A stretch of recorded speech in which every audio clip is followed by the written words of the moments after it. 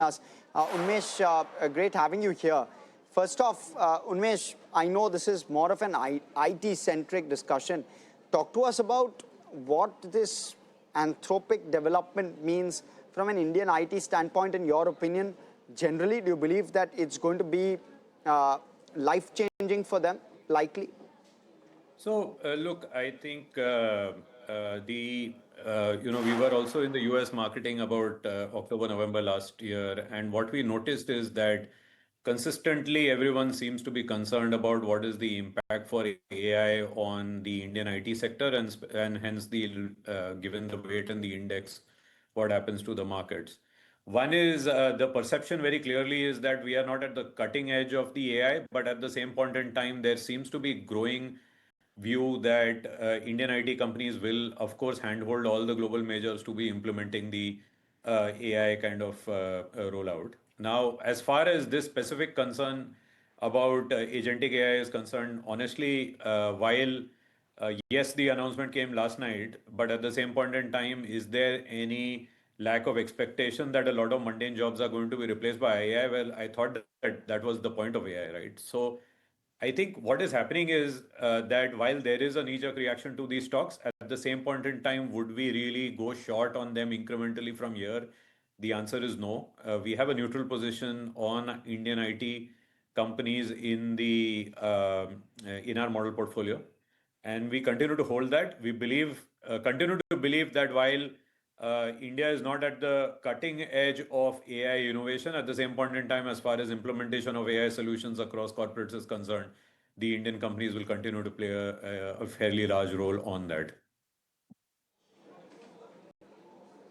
Right. Okay. So, Unmesh, other than that, just wanted to understand how is it that you would approach IT right now? While the correction, of course, is quite massive, it's just about begun. Does it seem like the pain could persist for some more days? So on all things related to AI and for that matter globally and specifically for India as well, we believe that while we had a spate of good news, at the same point in time, we expect that the entire market will remain volatile.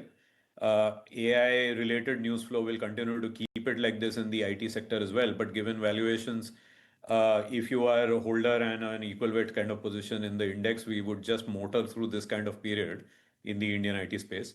If you are underweight, every time there is a dip, we believe that you should bring it up to equal weight. But also one more thing that while the markets are heaving a sigh of relief as to what has happened on the tariff front, we do realize that we continue to remain an extremely uncertain world in a market where valuations continue to remain more than a standard deviation above mean. So you put that into context, we believe that while the worst of the volatility may be over, at the same point in time, this is not a normalization as far as volatility. So we continue to remain fairly cautious, and within that, given reasonable valuations, IT remains our equal weight position. Mish, yes, IT is one of those areas or sectors of concern today, but everything else has run up substantially over the last couple of days, given the India-US trade agreement of sorts, or at least the fact that there is a trade deal in place. How important are the contours of that deal? And have markets run up too early, too quickly, in your opinion? So two things. One is there is what is the real impact? Needless to say, the stock market 101 is that there has to be an impact on earnings as well as on the multiples. Now, as far as earnings is concerned, we all know that the India trade deal with the US on a Nifty at an aggregate level is not a significant mover. It was not on the way down and it is not on the way up as well. Having said that, what happens is that this leads to significant relief on two fronts. One is that the currency will probably not depreciate as strongly as it was doing before because finally that trade is an important player in that. So speculators to that extent will not be impacted. So from a foreign perspective, the market returns, hurdle rates kind of go down. And secondly, for anyone who was genuinely concerned about India being in a geopolitically weak spot, I think that perception at least has got a little bit sorted. So long-term India remaining in the good books of the world majors with the signing of the EU trade deal and then hopefully and the Britain and then on top of that is this. So from that perspective, is it a game changer? Answer is no. I think what has happened is that this reaction in the last 2 days has been, you could say, a collective sigh, breath of relief sigh of relief that has gone through the market. And I think that is what's happening. I think what is happening is that in the next day or two, as we start to you go back to looking at what has happened in the result season, what's happening on earnings, I think we will come back, to reality of where results are going to be delivered, and we believe that people will forget, move on, and just to this new reality where earnings delivery is still, as compared to valuations, is still not up to the mark. Right, okay. Unmesh, stay with us. LIC says that its follow-on public offer remains under continuous review with timing and size, which is yet to be decided based on market conditions. LIC is also planning to talk with NSE on the exchange's IPO timeline and will be deciding on a stake sale based on valuation. Hear out an excerpt of that exclusive chat. Much more faster growth. The size of the opportunity also looks larger, at least at this point. Rural seems to be in a bit of a recovery mode of sorts, and there is margin upside as operational efficiency starts to play out. Yeah, so retail has been a tricky one because the valuations actually pretty much across the board have gone too far ahead. Now, with the correction, we seem to have come into some kind of sanity, if I may call it that.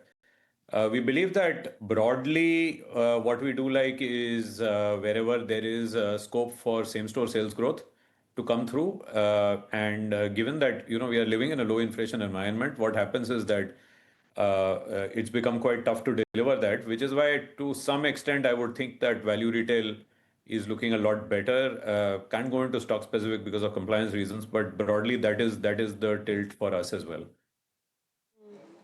Post-budget, does Unmesh, EMS come to the fore? And given the steep correction that's played out in that segment as well, is it a good value buy at this juncture?